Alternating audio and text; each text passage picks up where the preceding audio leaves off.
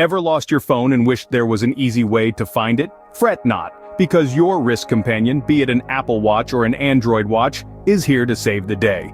For those lucky Apple Watch owners, the solution is as simple as pressing the digital crown. This round button on the side of the watch provides a window into all the apps installed on your watch. Now, in case those tiny icons are a bit tricky to recognize, switch to List View.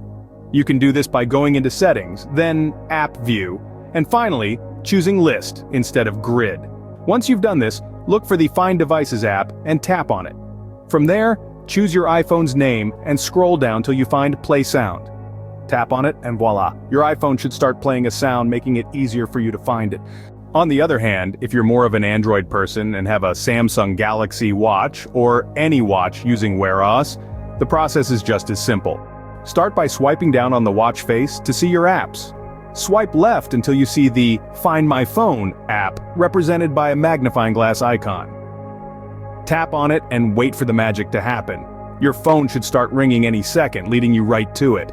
So, whether you're an Apple or Android fan, your watch is more than just a timepiece. It's a lifeline to your phone, ensuring you're never left frantically searching for it again.